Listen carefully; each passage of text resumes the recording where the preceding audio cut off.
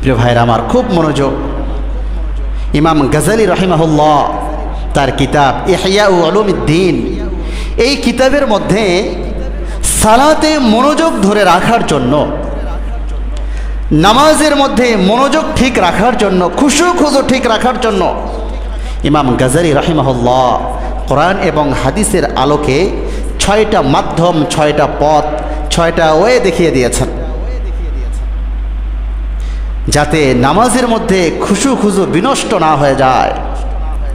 শোনার দরকার আছে না নাই? কথা বলেন। এই 6টা ওয়ে, 6টা পদ্ধতি, 6টা বিষয় যদি সামনে রেখে আমরা সালাত আদায় করতে পারি, আশা করি আমাদের নামাজের মধ্যে খুশু খুজু ঠিক থাকবে। এজন্য ইমাম গাজালি রাহিমাহুল্লাহ বললেন, এই 6টা বিষয়কে তোমরা সালাতের মধ্যে খেয়াল করো, ফলো করো, তাহলে সালাতের যে খুশু খুজু আশা করা যায় এটা ঠিক থাকবে। সহিহ মুসলিম শরীফের 228 নম্বর হাদিস, বর্ণনাকারী বলেন,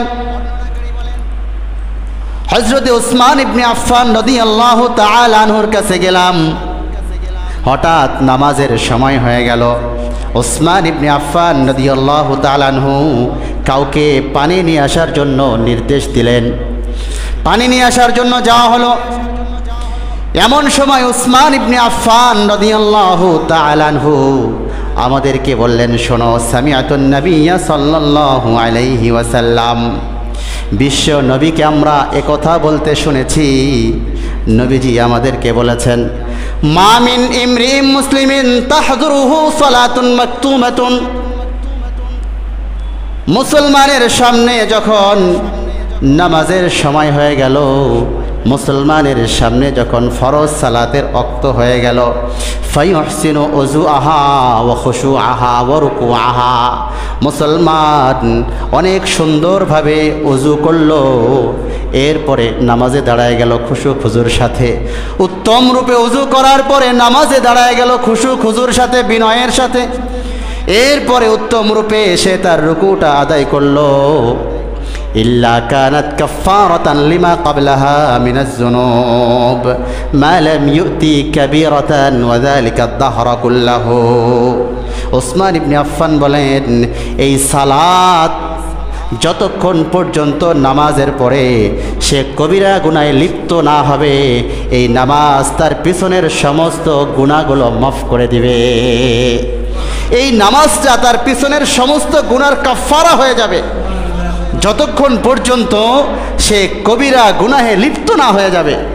ওয়াযালিকা দাহরা কুল্লাহু, এবং এই প্রসেস, এই নিয়মটা সর্বকালের জন্যই প্রযোজ্য।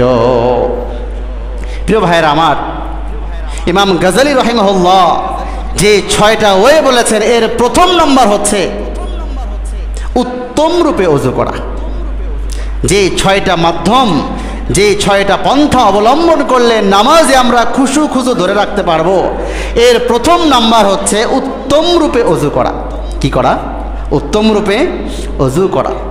সহিহ মুসলিমের বর্ণনা 228 নম্বর হাদিসে এটাই বলা হলো, উত্তম রূপে ওযু করার পরে বিনয়ের সাথে নামাজে দাঁড়ায় গেল, রুকু সুন্দরভাবে করলো।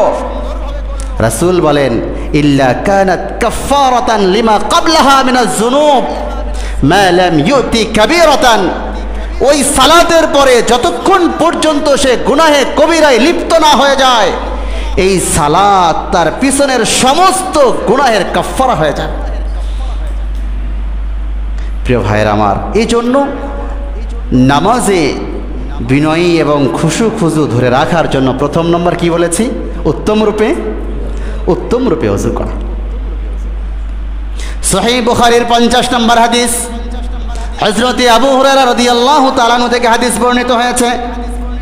লম্বা হাদিস। বিশ্বনবীর কাছে জিবরিল আমিন এসে জানতে চেয়েছিলেন, ওগো নবীজি, ইসলাম কাকে বলা হয়? নবীজি উত্তর দিয়েছেন।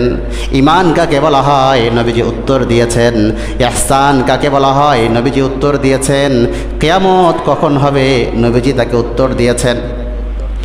এই হাদিসের এক অংশে জিবরিল আমিন যখন জিজ্ঞাসা করেছিলেন ইহসান কাকে বলা হয়, আল্লাহর নবী বলেন আনতা আবুদাল্লাহা কান্নাকা তারাহু ফাইল্লাম তাকুন তারাহু ফাইন্নাহু ইয়ারাক। সহিহ বুখারীর 50 নম্বর হাদিসের এই অংশে আল্লাহর নবী বলেন, যখন নামাজে দাঁড়ায় গেলে সালাতে দাঁড়ায় গেলে নিজেকে এইটা মনে করো যে তুমি তোমার মালিক আল্লাহকে দেখে দেখে নামাজ আদায় করছো। যখন আমরা নামাজে দাঁড়াবো যদি এটা মনে করতে পারি যে আমি আমার মালিক আল্লাহকে দেখে দেখে নামাজ আদায় করছি, আল্লাহর সাথে আমার সম্পর্ক, এই সম্পর্কের ভিত্তিতে আমি সালাত আদায় করছি। প্রিয় ভাইরা আমার, এই অনুভূতিটা কত দারুণ একটা অনুভূতি। বান্দা যখন নামাজে দাঁড়ায় গেল আর নামাজে দাঁড়ানোর পরে সে চিন্তা করবে আমি আমার মালিক আল্লাহ তাআলার সামনে দাঁড়িয়েছি, আমার ব্যবসা বাণিজ্য, ক্ষেত খামার, অর্থ সম্পদ, বউ বাচ্চা সব আমার পিছনে আল্লাহু আকবার বলে আল্লাহর সামনে দাঁড়াইছে। আর এই দাঁড়ানোর পরে বান্দা যখন ফিসফিস করে কোরআনের তেলাওয়াত করবে আর মালিক আল্লাহ তাআলা কান লাগায় শুনবেন, তো এর চাইতে দামি অনুভূতি আসমানের নিচে জমিনের উপরে আর কি হতে পারে। বান্দা তার সাজদায় চলে যাবে, সাজদায় যাওয়ার পরে মালিক আল্লাহকে ডাকবে। আর যখন বান্দা তার মালিক আল্লাহকে ডাকবে আর আল্লাহ পাক রব্বুল আলামিন কান লাগায় শুনতে থাকবেন, বান্দারে তুমি আমি আল্লাহকে ডাকো, তোমার এই ডাক শোনার জন্যই আমি তোমাকে দুনিয়ায় পাঠাইছিলাম। তো এই অনুভূতিটা কত দারুণ অনুভূতি, চিন্তা করেন। আমরা দুনিয়াতে যাদেরকে ভালোবাসি তাদেরকে নিয়ে ভাবতেও স্বাচ্ছন্দ্য বোধ করি, ঠিক না? কথা বলেন। যাদেরকে ভালোবাসি তাদের উপলব্ধি অন্তরে আসলে অন্তরে প্রশান্তি উপলব্ধি হয়, অন্তর প্রশান্ত হয়। তো বান্দা নামাজে দাঁড়ায় নামাজের প্রত্যেকটা অবস্থানে তার মালিক আল্লাহকে নিয়ে কল্পনা করছে। তো এর চাইতে দামি অনুভূতি, এর চাইতে মজার অনুভূতি আর কি হতে পারে? এজন্য আল্লাহ নবী বললেন আনতা আবুদাল্লাহা কান্নাকা তারাহু ফাইন লাম তাকুন তারাহু ফাইন্নাহু ইয়ারাক। এইটা মনে করো তুমি তোমার নামাজে আল্লাহ তাআলাকে দেখে দেখে নামাজ আদায় করছো। আর এটা যদি সম্ভব না হয় ফাইন লাম তাকুন, যদি এটা করতে না পারো ফাইন্নাহু ইয়ারাক, এইটা মনে করো তোমার মালিক আল্লাহ তোমাকে দেখছে। যখন আমি আপনি তেলাওয়াত করি আল্লাহ তাআলা কান লাগায় শোনেন, যখন আমি আপনি রুকুতে যাই আর রুকুতে গিয়ে তাসবিহ আদায় করি আল্লাহ তাআলা কান লাগায় শোনেন। বান্দা যখন নিজের সমস্ত কিছুকে মিটিয়ে দিয়ে জমিনে কপাল লাগায় দিয়ে আল্লাহকে ডাক দিয়ে বলে আল্লাহ আপনার কুদরতি কদমের সামনে আমার কপাল, আল্লাহ দুনিয়ার সব কিছু আমার পিছনে, আপনি সবচেয়ে বড়, আপনি সবচেয়ে বড়, আপনি সবচেয়ে বড়, আপনার কুদরতি কদম। বান্দার এই অনুভূতি আল্লাহ তাআলা দিল দিয়ে শুনেন আর কান দিয়ে শুনতে থাকেন বান্দা আল্লাহ তাআলাকে কোন তাসবিহাতের মাধ্যমে স্মরণ করছে। তো এর চাইতে মজার অনুভূতি, দামি অনুভূতি আর কি হতে পারে?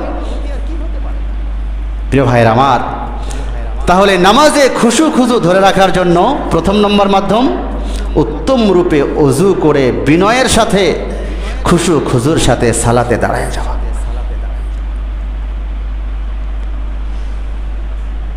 নাসাই শরীফের বর্ণনা 151 নম্বর হাদিস, উকবা ইবনে আমির আল জুহানি রাদিয়াল্লাহু তাআলা আনহু হাদিস বর্ণনা করেন।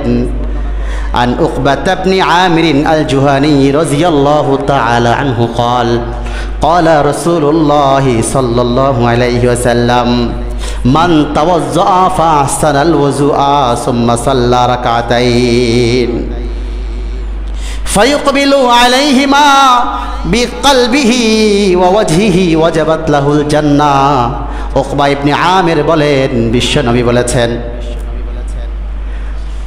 মান তাওয়াজ্জা ফাহসানাল ওযুআ, যে ব্যক্তি উত্তম রূপে ওযু করলো, ফাসাল্লা রাকাতাইন, উত্তম রূপে ওযু করার পরে 2 রাকাত সালাত আদায় করলো, 2 রাকাত সালাত এমনভাবে আদায় করলো, ফায়ুকবিলা আলাইহিমা বিকলবিহি ওয়া ওয়াজহিহি, তার শরীর এবং মন পরিপূর্ণ নামাজের মধ্যে আত্মনিয়োগ করে পরিপূর্ণ মনোযোগের সাথে উত্তম রূপে ওযু করার পরে 2 রাকাত সালাত আদায় করেছে, আল্লাহর নবীর সাহাবী বলেন, নবীজি বলেছেন, ওয়াজাবাত লাহুল জান্নাহ, এই 2 রাকাত সালাতের কারণে তার জন্য আল্লাহর জান্নাত ওয়াজিব হয়ে যায়। উত্তম রূপে ওযু করে 2 রাকাত সালাত আদায় করেছে। কিভাবে সালাত আদায় করেছে? তার দেহ, মন, মস্তিষ্ক সব কিছু সালাতের মধ্যে। রাসূল বলেন, ওয়াজাবাত লাহুল জান্নাহ, তার জন্য আল্লাহর জান্নাত ওয়াজিব। প্রিয় ভাইরা আমার, সহিহ মুসলিম শরীফের 1934 নম্বর হাদিস, এই হাদিসের কাছাকাছি হাদিস। ওসমান ইবনে আফফান রাদিয়াল্লাহু তাআলা আনহু ওযু করছিলেন, ওযুর প্রত্যেকটা অঙ্গ প্রত্যঙ্গগুলো 3 বার করে ধুলেন, ধোয়ার পরে বললেন, এইভাবে রাসূল থেকে ওযু শিখেছি, রাসূল আমাদেরকে এইভাবে ওযু শিক্ষা দিয়েছেন। এবং ওসমান ইবনে আফফান বলেন, রাসূলুল্লাহ সাল্লাল্লাহু আলাইহি ওয়াসাল্লাম বলেন, এইভাবে যদি কেউ ওযু করতে পারে এবং ওযু করার পরে 2 রাকাত সালাত আদায় করতে পারে, গুফিরা লাহু মা তাকাদ্দামা মিন যামবিহি, আল্লাহ পাক রব্বুল আলামিন তার পেছনের সমস্ত গুনাহগুলি মাফ করে দেবেন। সহিহ বুখারীর 1934 নম্বর হাদিস। তাহলে নাসাইর বর্ণনায় আসলো, ওয়াজাবাত লাহুল জান্নাহ, উত্তম রূপে ওযু করে 2 রাকাত সালাত আদায় করলে ওয়াজাবাত লাহুল জান্নাহ, তার জন্য জান্নাত ওয়াজিব হয়ে যায়। আর বুখারীর বর্ণনায় আসলো, গুফিরা লাহু মা তাকাদ্দামা মিন যামবিহি, উত্তম রূপে ওযু করে 2 রাকাত সালাত আদায় করতে পারলে আল্লাহ পাক রব্বুল আলামিন এই 2 রাকাত সালাতের ওসিলায় তার জীবনের পেছনের সমস্ত গুনাহগুলি আল্লাহ মাফ করে দেবে। প্রিয় ভাইয়ের আমার, তাহলে ইমাম গজালি রাহিমাহুল্লাহ যেই 6টা ওয়ে বললেন, রাস্তা বললেন, যে এই 6টা পন্থা যদি তুমি নামাজের মধ্যে অবলম্বন করতে পারো, তাহলে আশা করা যায় তোমার নামাজটা খুশু খুজুর সাথে হবে, নামাজে খুশু খুজু ধরে রাখা যাবে। প্রথম নাম্বার, উত্তম রূপে ওযু করো, উত্তম রূপে ওযু করে নামাজে দাঁড়াও।